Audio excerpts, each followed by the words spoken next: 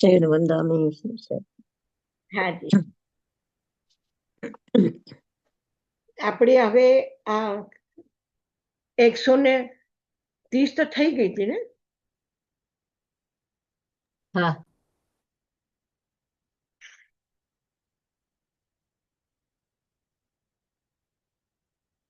હા.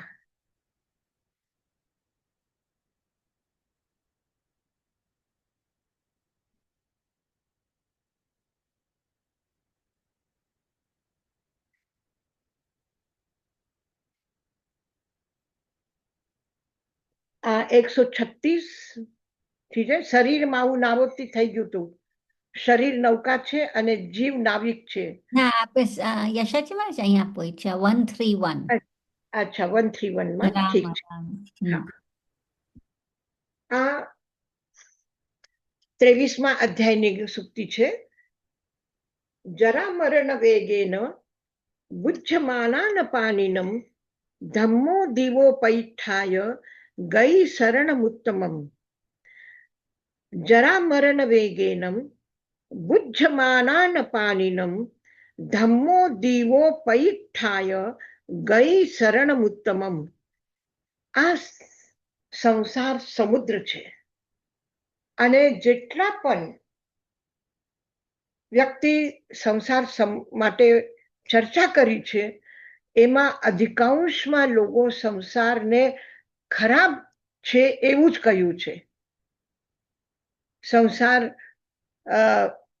ચક્ર છે અને ફરતો રહેશે, એમાંથી કોઈ દિવસ મુક્તિ મળે નહીં. સંસાર ખારો છે, તો ખારા પાણી આપણે પી ન શકીએ તો ખારા સંસારમાં કેવી રીતે રહી શકાય છે? તો સંસાર ખારું છે, સંસાર ઝેર છે, સંસાર આવું છે, બધાએ કીધું છે. તો ગૌતમ સ્વામી કહે છે ઠીક છે, સંસાર દુઃખરૂપ છે. કયા કયા દુઃખ છે? એક જરા દુઃખમ, જરાનું દુઃખ છે, મરણનું દુઃખ છે. જેવી રીતે સમુદ્રમાં માત્ર શુદ્ધ પાણી જ આવે છે એવું નથી. સમુદ્રમાં ગંદા નાલા પણ આવે છે. ગંગા આવે છે તો ગંદા નાલા પણ એમાં આવીને ભળી જાય છે. તો એવી રીતે જન્મ છે, જરા છે, આ બધા મહાપ્રવાહ એમાં આવી રહ્યા છે સંસારમાં. અને આ સંસારમાં આપણે આવીએ છીએ ત્યારે જન્મ થાય છે તો મૃત્યુ પણ થાય છે. એટલે સંસારમાં આવ્યા છે તો સંસારના આ પ્રવાહમાં ડૂબી પણ જઈએ છીએ. તો બુજ્યમાનાન પાનિનમ, આ પ્રાણીઓ બધા સંસારના આ મહાન પ્રવાહમાં ડૂબી જાય છે.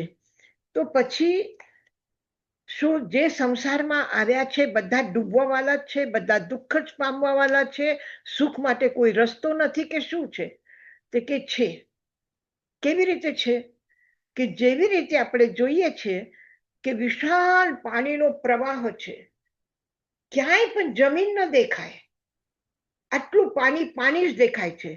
પણ આવા સમુદ્રમાં પણ એક નાના દ્વીપ હોય વચમાં.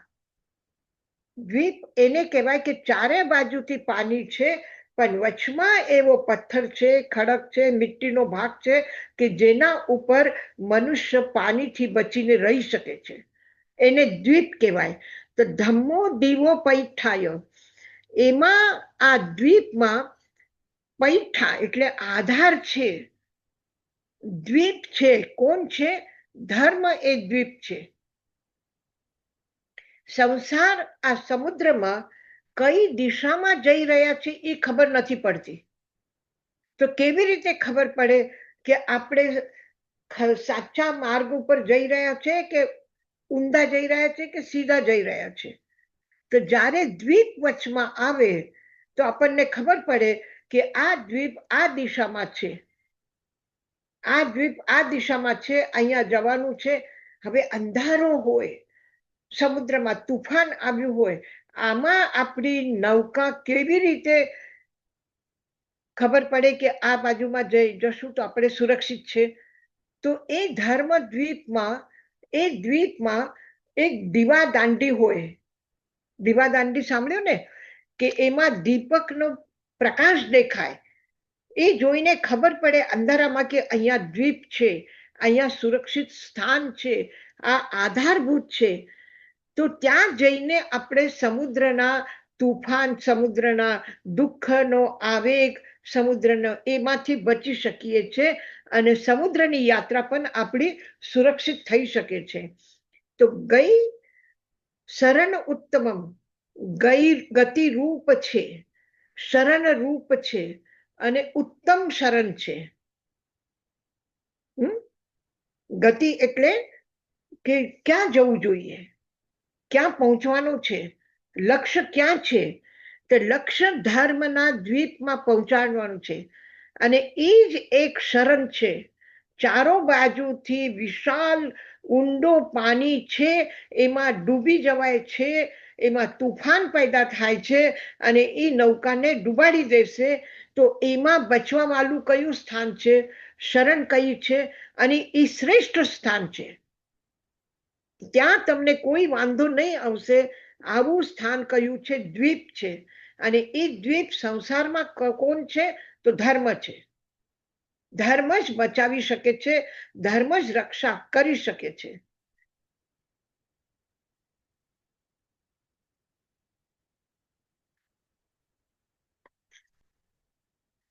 જાવું અસાવિની નાવા, નસા પારસગામિની, જા નિરસાવિની નાવા, સાવું પારસગામિની. ઠીક છે, સમુદ્રની યાત્રા કરવી છે, દ્વીપ સુધી જવાનું છે, એ ધર્મની યાત્રા છે, બરાબર છે. પણ હજી ઘણા મોટા સંકટો આવે છે, ઘણા મોટા વિઘ્નો છે રસ્તામાં. તો કયા કયા છે? તો કહે છે કે જાવું અસાવિની નાવા, જે નૌકાથી તમે યાત્રા કરી રહ્યા છો એ નૌકાને જો છેદ હશે, એમાં કાના પડેલા હશે, તો શું તમારી યાત્રા સુરક્ષિત થઈ શકે છે? જે નૌકા પાણીમાં તરે છે એ નૌકાની અંદરમાં પાણી આવી જાય એવા છિદ્ર છે, એમાં છેદ છે અને એમાંથી તમે નહીં ચાહો તો પણ પાણી અંદર આવી જશે. તો જે પાણી ઉપર નૌકા તરે છે એ પાણી અંદર આવવાથી નૌકા ડૂબી જશે. તો જાવો અસાવિની નાવા, જેવી રીતે છિદ્ર જેમાં છે, છેદ જેમાં છે, એવી નૌકા તમને દ્વીપ સુધી નહીં પહોંચાડી શકે, કિનારા સુધી નહીં પહોંચાડી શકે. એવી જ રીતે તમારી નૌકા નસા પારસગામિની, એ તમને પાર નહીં પહોંચાડે. જા નિસ્સાવિની નાવા, સાવું પારસગામિની, જે છિદ્રવાળી નથી નૌકા, જે નૌકાને છિદ્ર નથી, એ નૌકા તમને પાર પહોંચાડી દેશે. તો એને કીધું કે કોણ છે આ સમુદ્ર, કોણ છે નૌકા? કેશવ સ્વામી બહુ પહેલી બુઝાવે છે ને. એ કહે છે કે એક એવી નૌકા છે જેમાં છેદ છે, એમાં બેઠેલા છે, તો શું એ પાર પહોંચાડશે? પછી નૌકા કોણ છે, સમુદ્ર કયું છે, એ બધું પૂછે છે. તો એનો જવાબમાં કીધું કે શરીર માહુ નાવતી, જીવો ઉચ્ચઈ નાવીઓ, સંસારો અન્નવો ઉત્તો, જમ તરંતી મહેશીનો. જે મહાન ઋષિ છે, ઋષિ શબ્દ જ્ઞાની માટે આવેલું છે, કે જે મહાન ઋષિ છે એ સંસાર સમુદ્રને તરી શકે છે. એ કેવી રીતે કરી શકે છે, એના પાસે શું સાધન છે? તો કહે છે શરીર માહુ નાવતી, શરીરને નૌકા કીધું છે. ભગવાન મહાવીર કહે છે કે આ શરીર તમને નૌકાના રૂપમાં મળી છે અને એ નૌકા કેવી હોવી જોઈએ? અને આ નૌકા પોતાની શરીરથી પાર થઈ જશો, શરીર મોક્ષમાં જશે, સમુદ્ર સંસાર પાર કરીને શરીર જશે, નૌકા જશે. આપણે કારમાં બેસીને બહારથી ઘરે આવ્યા, તો શું કારને આપણે આપણા મકાનની અંદરમાં લઈ આવીએ છીએ, આપણા કિચનમાં લાવીએ છીએ, આપણા બેડરૂમમાં લાવીએ છીએ? નથી લાવતા. એના માટે ગેરેજ બનાવી દીધું, અને નહીં ગેરેજ હોય તો બહાર મૂકશું અને પછી ઘરમાં આવશું. તો શું આ શરીરની નૌકા મોક્ષમાં જશે કે નહીં? આ શરીરની નૌકા મોક્ષમાં નહીં જાય, એ કિનારા ઉપર છોડવી પડશે અને છૂટવાની જ છે. શરીર મોને મોક્ષ નથી. મોક્ષ કોને છે? આત્માને છે. તો પછી તમે કીધું કે સંસાર સમુદ્ર છે અને આ શરીર નૌકા છે, તો પાર થઈ જશો. કેવી રીતે થાય? કે ના, આમાં બેઠેલો જે નાવિક છે, જે નૌકા ચલાવે છે, જેને જ્ઞાન છે કેવી રીતે સમુદ્રને પાર કરવાનું, કેવી રીતે નૌકાના ચલાવીને આપણે પાર થવાનું, એ જેના પાસે જ્ઞાન છે એ કોણ છે? જીવ છે. અને આ જીવ નૌકામાં બેસેલો છે. એટલે શરીરના અંદરમાં કોણ છે? આત્મા છે. જીવ શરીરના અંદરમાં છે. કેવી રીતે અંદરમાં છે? જેવી રીતે નૌકામાં નાવિક બેસેલું છે. શરીર પોતાની મેળે પાર નહીં જાય, શરીર પોતાની મેળે યાત્રા નહીં કરે. યાત્રા કોણ કરાવે છે? શરીરના અંદરમાં, નૌકાની અંદરમાં બેઠેલો જે નાવિક છે, રહેલો જે નાવિક છે, એ યાત્રા કરાવે છે. જીવો ઉચ્ચઈ નાવિવો, સંસારો અન્નવો ઉત્તો. સંસાર સમુદ્ર છે, અર્ણવ છે, સમુદ્ર છે, અન્નવો સમુદ્ર છે. એ સંસાર સમુદ્રને જીવરૂપી નાવિક શરીરના નૌકાથી, શરીરના નૌકાના માધ્યમથી જમ તરંતી મહેર્ષિનો, એ મહર્ષિ જે હોય છે એ લોકો તરે છે. એ જ તરી શકે છે જે સમજે છે કે આ શરીરની નૌકા છે અને નૌકામાં બેઠેલો મારો આત્મા છે, રહેલો મારો આત્મા છે, અને આત્માને તરીને પહોંચાડવાનું છે, આત્માને પાર પહોંચાડવાનું છે. નૌકાને પાર નથી પહોંચાડવું. ઉદ્દેશ્ય છે શરીરને પહોંચાડવાનું નથી. નૌકાનો ઉદ્દેશ્ય છે નાવિકને પહોંચાડવાનું છે. શરીરને નૌકા અને નૌકાને માલિક નહીં સમજતા. એ સાધન છે, એ સાધ્ય નથી, એ લક્ષ્ય નથી. એ તમને પાર કરવા વાળો સાધન છે. જહા પોમમ જલે જાયમ નોવલિપ્પઈ વારિનો એવમ અલિપ્તમ કામેહિમ તમ વયમ ભૂમ માહનમ. કે હું એને જ મહર્ષિ કહું છું, હું એને જ બ્રાહ્મણ કહું છું કે જે જહા પોમમ જલે જાયમ, જેવી રીતે તાલાબમાં કમલ પેદા થાય છે. કમલ તાલાબમાં પેદા થાય છે. કમલ તાલાબ વગર નહીં થાય. પાણી જોઈએ, કાદો જોઈએ, બધું જોઈએ એને. અને એમાં પેદા થયા પછી પણ જેવી રીતે કમલ કીચડથી અલિપ્ત રહે છે. કમલના ફૂલ જોયા ને, કે એમાંથી પેદા થઈને ઉપર આવે છે. જે કીચડની ગંદગી છે એ કમલમાં નથી. જે કીચડની કુરૂપતા છે એ કમલમાં નથી. જે કીચડમાં દુર્ગંધ છે એ કમલમાં નથી. તો એવી જ રીતે જે સંસારમાં ખારુંપણું છે એ તમારામાં નથી. જે સંસાર ડૂબાડવા માંગે છે પણ તમે ડૂબી શકવાના નથી. કોઈની તાકાત નથી તમને ડૂબાડવાની. કારણ કે તમારો પોતાનો સ્વભાવ છે કે એ તાલાબમાંથી ઉપર આવી શકો છો. એમાં સમુદ્રનો ખારાપણનો સ્વભાવ એમાં આવી નહીં શકે. ગંદગી એમાં આવી નહીં શકે. દુર્ગંધ એમાં આવી ન શકે. તો જેવી રીતે આ સરોવરમાં, તાલાબમાં કમલ અલિપ્ત છે. જહા પોમમ જલે જાય. પોમમ ત્યારે આ ગ્રામીણ ભાષા છે. તાલાબને પોખર કહેવામાં આવે છે. વિરાયતનની બહારમાં એક નવું બન્યું છે ગાર્ડન, એને પાંડુ પોખર કીધું છે. પોખર એટલે તાલાબ. તો પહેલા ત્યાં ખૂબ મોટો તાલાબ હતો એટલે એ નામથી એને પાંડુ પોખર નામ આપવામાં આવ્યું છે. અને સંસ્કૃતમાં એને પુષ્કરણી કહેવાય. તો પુષ્કરણીમાં કમલ પેદા થાય છે. તો પોમમ, પોમમ એટલે તાલાબ. પોમમ જલે પોમમ જાયમ, જેવી રીતે પોમ પદ્મકમલ જલમાં પેદા થાય છે, પણ નો વલિપઈ વારીનો, પણ પાણીમાં લિપ્ત નથી થતો, ડૂબતો નથી એ.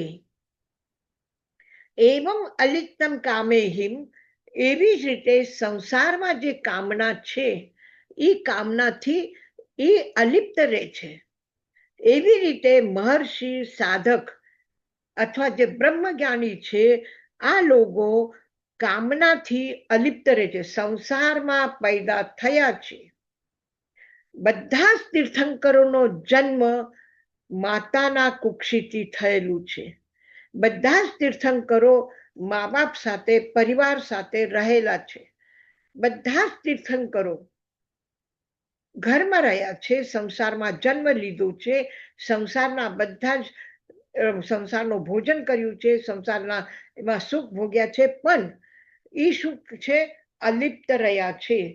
સંસારમાં પેદા થયા છે પણ સંસારમાં ડૂબ્યા નથી, કારણ કે એનાથી એ અલિપ્ત રહી ગયા, ઉપર ઉઠીને રહ્યા છે.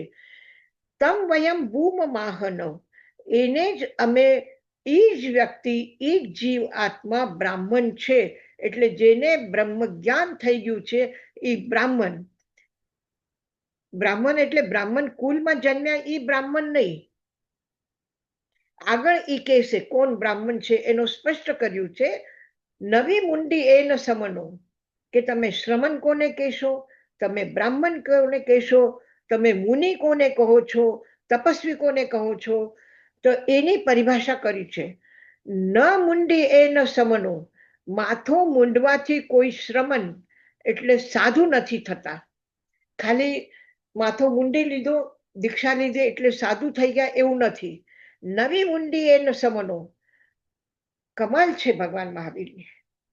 હજારો લોકોને એક સાથે દીક્ષા આપે છે, બધા એક સાથે માથું મૂંડ્યું છે, અને છતાં ભગવાન મહાવીર કહે છે નવી મુંડી એ ન સમનો, કોઈ માથું મૂંડવાથી શ્રમણ નથી થતા. કોઈ ન ઓંકારે ન બંભનો, ખાલી ઓંકારના ધ્વનિનો રટન કરે તો એ બ્રાહ્મણ નથી થતો. ન મુનિ રન્નવાસેન, જે વ્યક્તિ, જે સાધક માથો મૂંડીને જંગલમાં રહે છે, એકાંતમાં રહે છે, તો એ એકાંતમાં જંગલમાં રહેવાથી મુનિ નથી બનતા. ન મુનિ રન્નવાસેન, જંગલ અરણ્ય, રણ્ય એટલે અરણ્ય, વનમાં રહેવાથી કોઈ સાધુ નથી બનતા. કુશ ચિરેન ન તાવસી, કુશ, કુશ એટલે એક જાતનો ઘાસ છે, અને એ ઘાસના પૂજામાં એમાં કામમાં લેવામાં આવે છે. અને પહેલા જે સાધકો હતા એ ઘાસ પાથરીને એના ઉપર સૂતા હતા. તો એ કુશ એટલે ઘાસ પાથરીને કોઈ સૂઈ જાય, અથવા કુશના વસ્ત્ર બનાવીને કોઈ પહેરે, તો એનાથી એ તપસ્વી નથી થતા. તપસ્વી શબ્દ એટલા માટે કીધું કે કુશ જે છે એને દેખાવમાં બહુ સુંદર હોય છે, પતલું હોય છે, લીલુંછમ હોય છે, પણ જ્યારે તમે એને તોડવા જાઓ તો એના કિનારાની એકદમ પતલી ધાર હોય છે, ચાકુની જેમ, તો એનાથી હાથ કપાઈ જાય. તો પછી પૂજા માટે કેવી રીતે કાપવાનું, કારણ કે જો લોહી લાગે તો અશુદ્ધ થઈ જાય. તો કુશમ લુનાતી જે કુશલ, જે કુશ ઘાસને તોડી શકે એ કુશળ છે. કુશળ એટલે વિચક્ષણ છે, બરાબર છે એનો વ્યવહાર એ છે. તો કેવી રીતે કે એ ઘાસના તનકલાને એવી રીતે પકડવાનું કે એની ધારથી હાથ કપાય નહીં, આંગુલી કપાય નહીં, લોહી આવે નહીં, એવી રીતે એને પકડવાનું. એ બરાબર સમજદારીથી એને પકડવાનું અને પછી એને કાપવાનું, તોડવાનું. તો ગુલાબનો છોડ લેવા જાઓ તો ગુલાબના છોડથી કાંટો થોડો દૂર છે, તો પણ આપણે એનાથી બચીને ચાલીએ છીએ.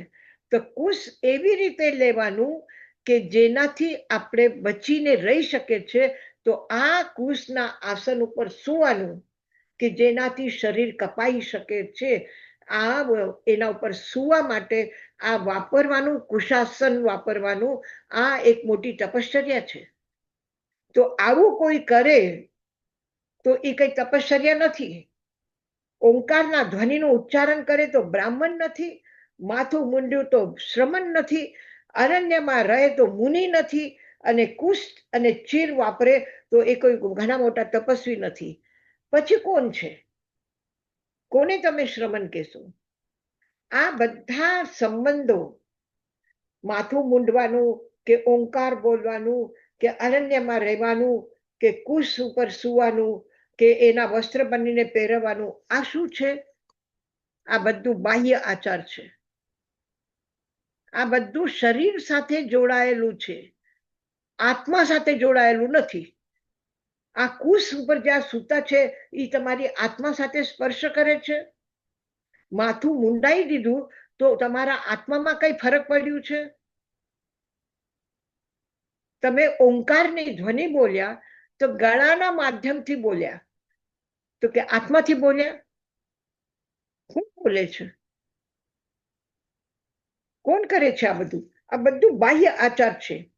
એટલે શ્રવણ કોણ? પછી આત્માનો ધર્મ જે પાલન કરે એ શ્રમણ છે. તો આત્માનો ધર્મ શું છે? આત્મા સાથે જેનો સંબંધ થયું છે, જેના આત્માને સ્પર્શ કરે છે, એ કઈ વસ્તુ છે? એની વ્યાખ્યા કરે છે. સમયાએ સમનો હોવી. સમયાએ સમનો હોવી. જે સમતા ભાવમાં રહે છે એ શ્રમણ છે. તમે જંગલમાં રહો કે મહેલમાં રહો, જેટલા પ્રસન્ન મહેલમાં રહેશો એટલા જ પ્રસન્ન જંગલમાં રહો તો એ સમભાવ છે. જેટલા એકાંતમાં સુખી છો એટલા જ ભીડમાં આવીને પણ સુખ અનુભવ કરી શકો છો, તો એ શ્રમણ છે. સમયાએ સમનો હોઈ. સમત્વ ભાવથી શ્રમણ કહેવાય છે.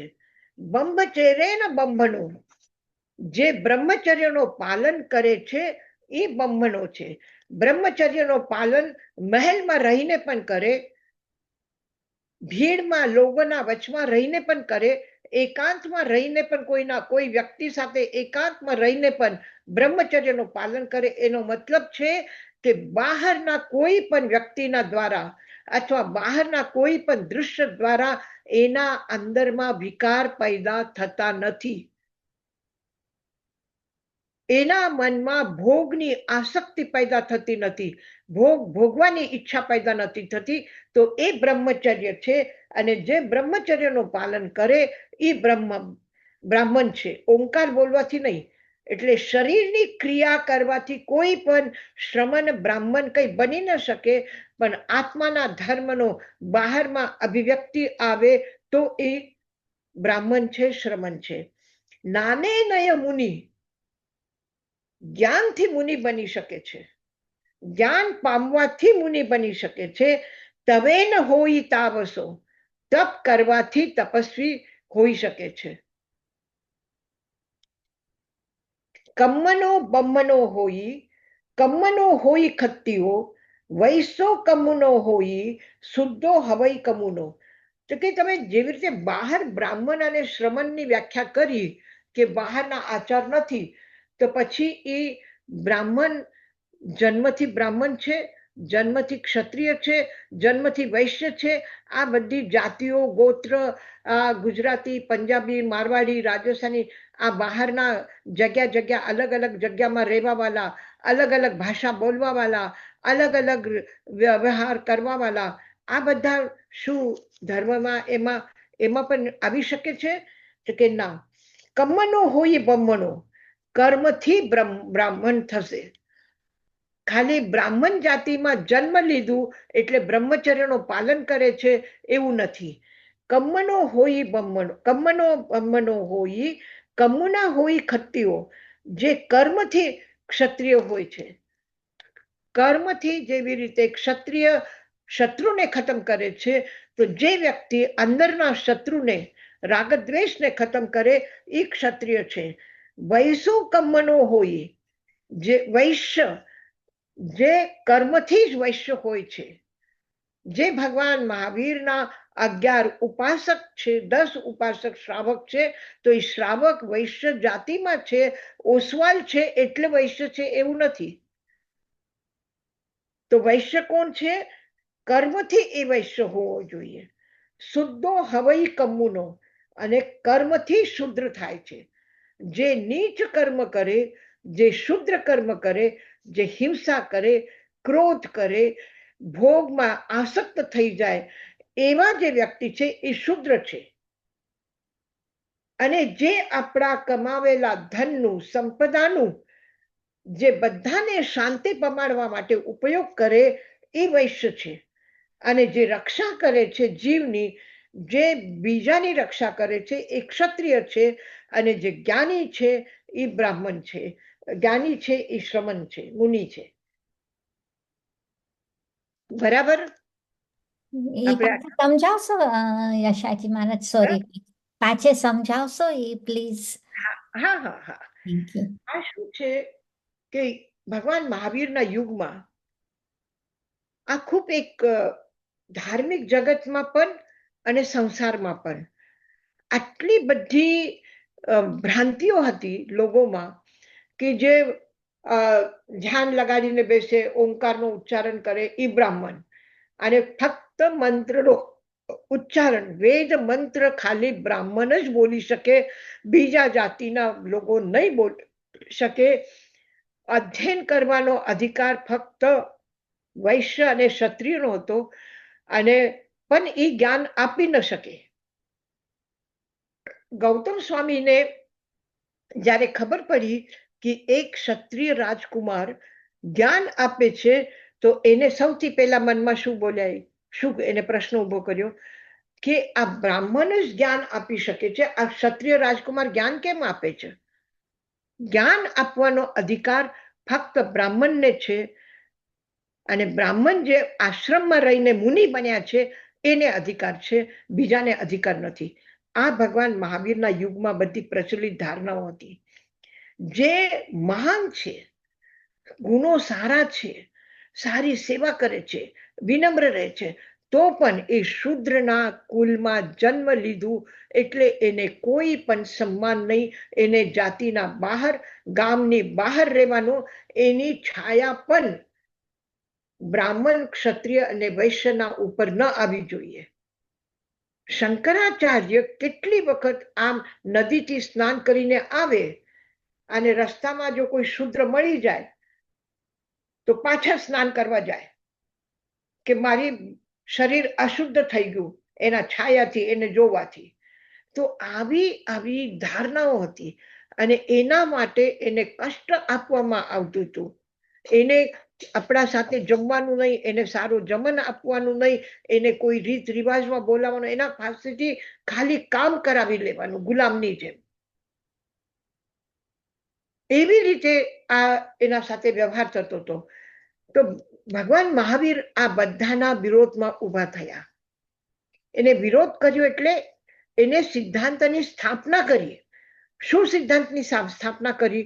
કે આત્મા પરમાત્મા સ્વરૂપ છે, આત્મા અશુદ્ધ નથી, આત્મામાં રાગ દ્વેષ નથી, એટલે કોઈના સાથે પણ રાગ દ્વેષ નહીં રાખો, શત્રુતા નહીં રાખો. જે પણ કંઈક થાય છે એ કર્મના લીધે થાય છે. જેવી રીતે દૂધમાં કોઈ લીંબુ નીચાડે તો દૂધ ફાટી જાય, તો દૂધ ફાટી જાય એ કોનો સ્વભાવ છે? દૂધનો સ્વભાવ છે? નહીં. એમાં ખટાશ આવી ગઈ એટલે દૂધ. જેવી રીતે હમણાં ગોળની વાત થઈ, ગોળમાં નશો છે? નથી, પણ એને સડાવી દીધું છે, અને એના લીધે એમાં નશો આવ્યો, વિકૃતિ આવી. તો એવી જ રીતે આત્મા શુદ્ધ છે, પણ એમાં જે વિકૃતિ આવી છે, આ વિકૃતિને કાઢવા માટે જે પ્રયત્ન કરે છે, જે જ્ઞાન પ્રાપ્ત કરે છે એ મુનિ છે. જે સમતા ભાવ રાખે છે એ શ્રમણ છે. જે બ્રહ્મચર્યનું પાલન કરે છે એ બ્રાહ્મણ છે. કોઈ બ્રાહ્મણ કુલમાં જન્મ લીધું અને ખરાબ કામ કરે તો પણ બધા એને પગે લાગશે અને એને પૂજા કરશે એવું નહીં, એ મહાન નથી. એ કર્મથી શુદ્ર છે. બ્રાહ્મણ કુલમાં જન્મ લીધો તો પણ કર્મથી શુદ્ર છે. એટલે કમના હોય બ્રહ્મનો. સારા કર્મ કરો તો બ્રાહ્મણ છો, અને સારા કર્મ નહીં કરો તો તમે શુદ્ર છો. તમે બીજાની રક્ષા કરો તો તમે ક્ષત્રિય છો, અને કોઈને સાતા પમાડો, સમૃદ્ધિ વધારો તો વૈશ્ય છો. પણ સમૃદ્ધિને ભોગાશક્તિમાં કે દુર્વ્યસનમાં એમાં ખતમ કરો તો વૈશ્ય નથી. અને જેટલું પણ દેશમાં વિકાસ થયું છે એ ક્યારે થયું છે? જ્યારે મોટા જ્ઞાનીઓ હતા, જ્યારે મહાન સાધકો હતા, જ્યારે બ્રહ્મચર્યનો સમાજની મર્યાદાનું પાલન કરતા હતા અને સંપન્નતા વધારતા હતા, વ્યાપારમાં એમાં આર્થિક સ્થિતિ બરાબર સારી હતી, ત્યારે જ બધું દેશનો વિકાસ થયો છે. આટલા ભવ્ય મંદિરોનું નિર્માણ, આટલી ભવ્ય જીવોની કાળજી, આટલા ભવ્ય સંકટમાંથી ભવ્યતાની સાથે સંકટમાંથી પાર થયા છે. લોકોને મદદ કરવાના મોટા મોટા ઉપક્રમો કર્યા છે. ક્યારે જ્યારે આ સંપન્નતા આવી. એટલે ઇતિહાસમાં પણ ભગવાન મહાવીર પછીનો 1000 વર્ષનો જે ભારત વર્ષનો સમય છે એ સ્વર્ણિમ યુગ કહેવાય. કારણ કે ત્યારે સમૃદ્ધિ, ત્યાંની સમૃદ્ધિ, ત્યાંની જ્ઞાનની, ત્યાંનો જ્ઞાન, ત્યાંનો વ્યવહાર, ત્યાંનો પ્રજાનું રક્ષણ, એ બધું ઉચ્ચ કોટી પર હતું. કારણ કે ભગવાન મહાવીર આ બધી વ્યાખ્યાઓ બદલી નાખી, સમાજને બદલી નાખ્યું અને સાચું શું છે એ દેખાડ્યું. ખાલી જન્મથી કોઈ બ્રાહ્મણ નહીં, ખાલી બહારના ક્રિયાકાંડ કરવાથી કોઈ બ્રાહ્મણ નહીં, પણ કોણ બ્રાહ્મણ છે? કે જે બ્રહ્મચર્યનું પાલન કરે, જે જ્ઞાની છે એ મુનિ છે. ખાલી માથું મંડવાથી કોઈ મુનિ નથી થયા. એને આટલું ક્રાંતિકારી અને આટલું કહેવાનું સાહસ. જ્યારે તમે પોતે દીક્ષા આપો છો, તમારા સંઘમાં હજારો શિષ્ય છે, એ માથું મુંડેલા છે, અને તમે કહો છો કે ન મુનિનો મંડે. કોઈ માથું મુંડવાથી સંબંધ નથી. એનો મતલબ કે આ માથું મુંડવા કરતા પણ, આ માથું મુંડવાની સાથે પણ તમારા મનમાં સમત્વ ભાવ આવવું જોઈએ. આ કેટલી મોટી ઘોષણા છે મહાવીરની આ વિધાનમાં. અને જીવનની શ્રેષ્ઠતા કુલ ઉપર નથી, ગોત્ર ઉપર નથી, જાતિ ઉપર નથી, જન્મના સ્થાન ઉપર નથી, પણ તમારા જીવનની શ્રેષ્ઠતા તમારા ગુણો ઉપર છે. એટલે સારા ગુણોને પ્રગટ કરો, બીજાના સારા ગુણો જોવો. એટલે ભગવાન મહાવીર અંતિમ સમયમાં કહે છે, એક નિર્વાણના 5-6 શ્લોક પહેલાનો ઉત્તરાધ્યાય સૂત્રનો આ ગાથા છે. સમાહી ઉપા ગયા ગુણગાહીઓ. તમે બીજાના ગુણોને ગ્રહણ કરો, તમે સમાધિ ઉત્પાદક બનો, પ્રોડક્શન કરો. શેનું પ્રોડક્શન કરો? લંડનમાં બહુ સારા ચશ્મા હોય છે, અમારા છે ને સંગરાજ કા ચશ્માવાલા, ઇન્ડિયામાં પણ એમના ચશ્મા આવે. એ પ્રોડક્શન ના, એ ઠીક છે. તમે દેશની સંપત્તિ વધારવા માટે, તમે દેશને સારું બનાવવા માટે, લોકોના સ્વાસ્થ્ય માટે એ સારી રીતે સ્વાધ્યાય કરી શકે અને આ જ્ઞાન મેળવવા માટે ચશ્મા કરે, બરાબર છે. પણ એના સાથે તમારી દૃષ્ટિ પણ તમે સારી આપો. તો ભગવાન મહાવીર કોઈ પણ બહારના ગ્રહસ્થ જીવનના કે સાધુ જીવનના કોઈ પણ આચારની આલોચના આટલા કઠોરતાથી કરીને પણ પાછી એટલે જ મજબૂતીથી એની સ્થાપના કરે છે કે જ્ઞાન આ આંખ છે. જ્ઞાન જોઈએ, બ્રહ્મચર્ય જોઈએ, મર્યાદા જોઈએ જીવનમાં. તો યશજી મહારાજ, આજે અનટચેબલ્સ હમણાં આપણી કાસ્ટ હોય એ કેવી રીતના આવ્યું? શું જે આપણે દલિત કહીએ કે અનટચેબલ ના કહીએ, અનટચેબલ ઇન્ડિયામાં હા છે. એ ક્યાં પછી? એટલે કે આ આટલા ખરાબ લોકો છે કે એને અડવું પણ નથી. આજે આપણે વિરાયતનની સ્કૂલ છે, હરિકેશી વિદ્યાલય પાવાપુરીમાં. એ હરિકેશી મુનિ જે ઉત્તરાધ્યાય સૂત્રનો 12મો અધ્યાય છે, એના નામ ઉપરથી એ સ્કૂલનું નામ રાખેલું છે. કારણ કે પાવાપુરીમાં એ જાતિના લોકો હતા અને એક બેન આપણે ત્યાં રાજગીરમાં કેમ્પમાં આવ્યા, આઈ કેમ્પમાં. તાઈ મહારાજ એને જોયું તો એ ટેન્ટનું કપડું વીંટાળીને આમ બેઠાલા. તાઈ મહારાજ જોયું, એના કપડાં પહેરેલા નહોતા બરાબર શરીર ઉપર. એને સાથે આપણા ગીતાબેન જે સ્વાધ્યાયમાં આવતા હતા ને, એમના મમ્મી હતા ચંદ્રાબેન. એને કીધું કે જા તારો સાડલો લઈ આવ. એને કપડાં મંગાવ્યા અને કપડાં એને પહેરાવ્યા. તો ઈ બેન કે છે કે માતાજી તમે મને અડો નહીં, તમને પાપ લાગશે. એટલે આજ પણ એવા લોકો છે કે જે એમાં માનવામાં આવે છે કે એને અડશું તો પાપ લાગશે. એટલું જેવી રીતે માછલી ખાશો તો પાપ લાગશે, એવી રીતે માણસને અડશો તો પાપ લાગશે. આવી ધારણાના લોકો. અને આ લોકોનો જીવન તમે વિચારી શકો શું થઈ શકે છે. કોણ એને ખાવા આપશે, કોણ એને ધંધો આપશે, કોણ એને કમાવા દેશે, કોણ કામ આપશે ને? કોઈ કામ નહીં કરવાનું, ફક્ત ખેડૂત થઈને આ જમીન જોતવાનું કામ કરવાનું કિસાનના ત્યાં જઈને. આ એક કામ, આ કેટલું કામ મળે, એનાથી આખા વર્ષની જિંદગી ચાલી શકે? નહીં ચાલે.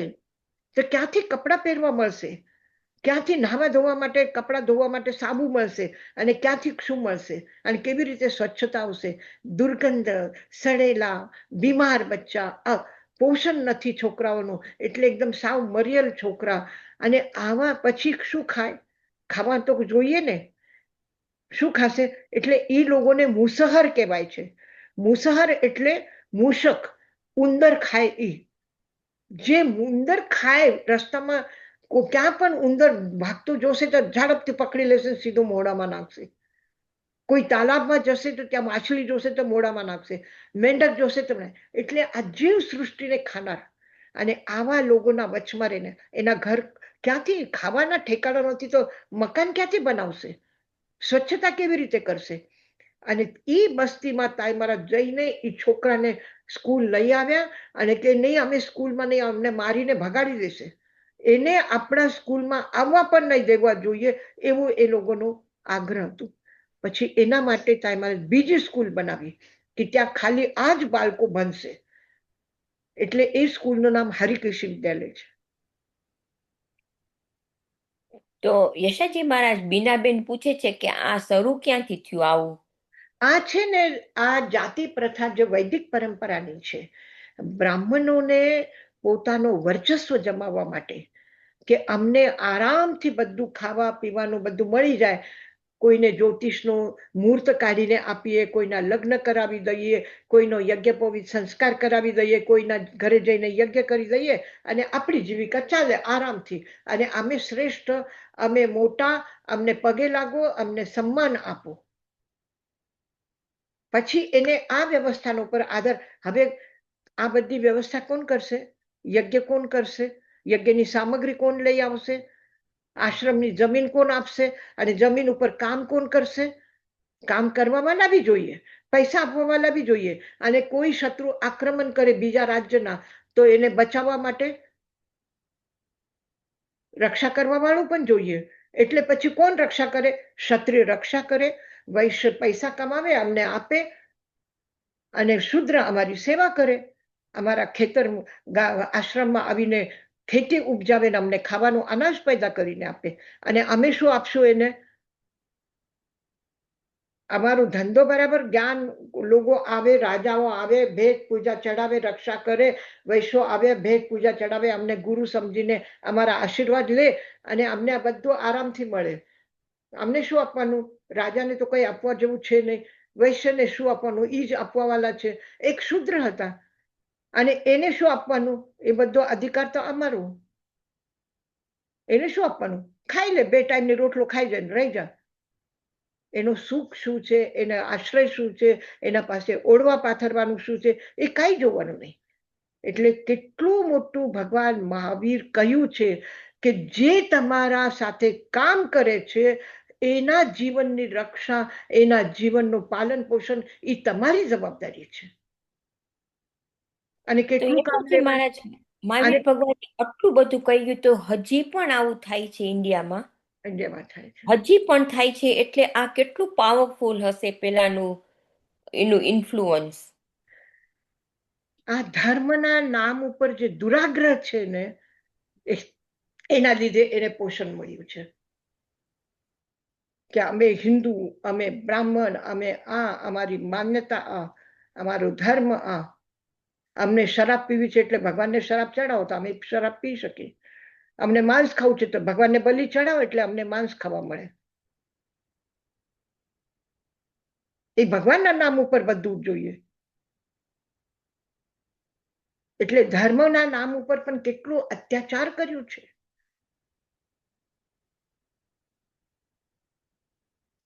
અને ભગવાન મહાવીર કેટલી હિંમતથી કહ્યું છે કે તમે વ્રત લીધા છે, તમે શ્રાવક છો, તમે તમારા પાસે કામ કરનાર વ્યક્તિને સંભાળો, એની આવશ્યકતાને પૂરી પાડો, અને કામ કેટલું લેશો? જેટલી એની યોગ્યતા છે, જેટલી એની ક્ષમતા છે, એનાથી વધારે કામ લેવાનું નહીં.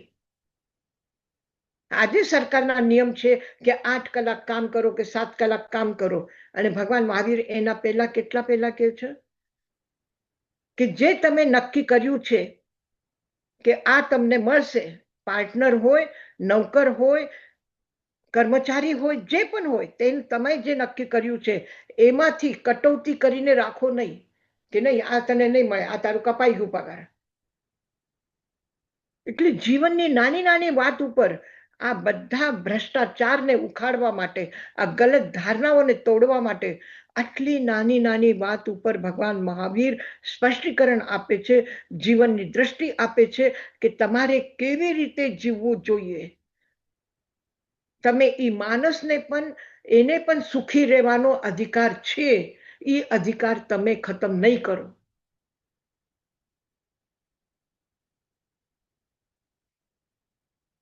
એને કેટલું કરુણાનો ભાવ હશે, કેટલી એના જીવનમાં પ્રેમ અને આત્મીયતા હશે બધા માટે. આ સહેલું નહોતું આ યુગમાં આ બધું કરવું. આજે પણ સહેલું નથી. તો આજે પાવાપુરીમાં આપણે સ્કૂલના એન્ટ્રન્સ આપણે પ્રવેશ આપ્યું, આ સહેલી વાત નથી. આજે અપરાધી લોકોના વચમાં જઈને આ લોકોને સુધારવાનું, આ લોકોના છોકરાને સારું શિક્ષણ આપવાનું, એને સમજાવવાનું કે તમે જે કરો છો એ ખોટું કરો છો. શું કામ કોઈને મારો છો? શું કામ કોઈની હત્યા કરો છો? શું કામ કોઈનો મર્ડર કરો છો? તમારે કમાવા જોઈએ, ભીખ નહીં માંગવાની, કમાઓ. અને કમાવું છે તો અમે કામ આપીએ તમને.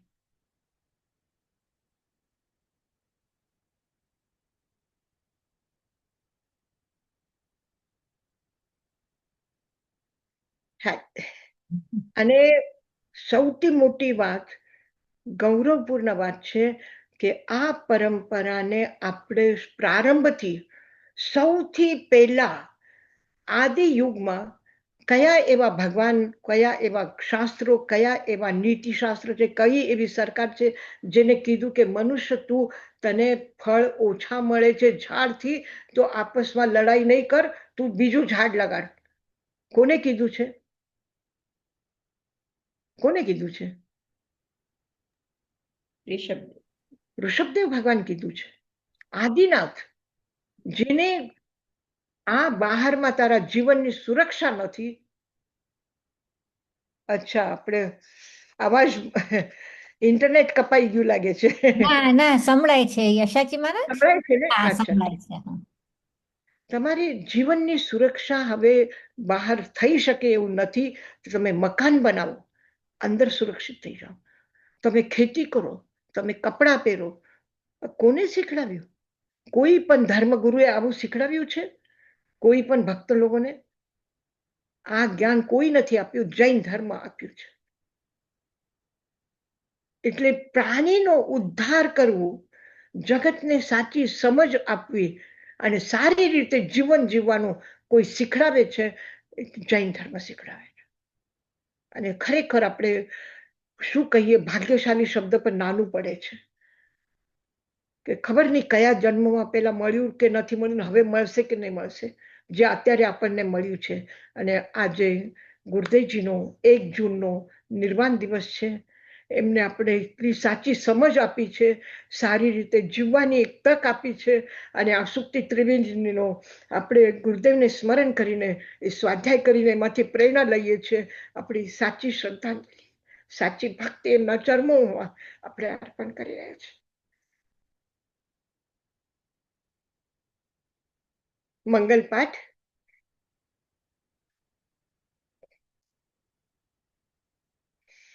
નમો અરહંતાનંગ, નમો સિદ્ધાનંગ, નમો આયર્યાનંગ, નમો વજ્જાયાનંગ, નમો લોય સવસાહુનં. એસો પંચ નમોકારો સર્વ પાવપનાશનો મંગલાનંચ સવ્વેસિમ પરમં હવૈ મંગલમ. ગુરુદેવ की आज्ञा चत्तारि मंगलम, अरहंता मंगलम, सिद्धा मंगलम, साभु मंगलम, केवलीपणत्तो धम्मो मंगलम. चत्तारि लोगुत्तमा, अरहंता लोगुत्तमा, सिद्धा लोगुत्तमा, साभु लोगुत्तमा, केवलीपणत्तो धम्मो लोगुत्तमो. चत्तारि शरणं पवज्जामि, अरहन्ते शरणं पवज्जामि, सिद्धे शरणं पवज्जामि, साहू शरणं पवज्जामि, केवलीपन्नतं धम्मं शरणं पवज्जामि. અરહંત, સિદ્ધ, સાધુ અને ધર્મની શરણ લઈને મંગલમય યાત્રા કરી રહ્યા છો. આશીર્વાદ છે પરમાત્માના, આશીર્વાદ છે પરમ પૂજ્ય ગુરુદેવ અને આચાર્ય શ્રી તાઈમાના. અમારે બધાની તમારા સુંદર, સુખદ, ઉજ્જવલ ભવિષ્ય માટે મંગલ કામના. ઓમ શાંતિ. હાથે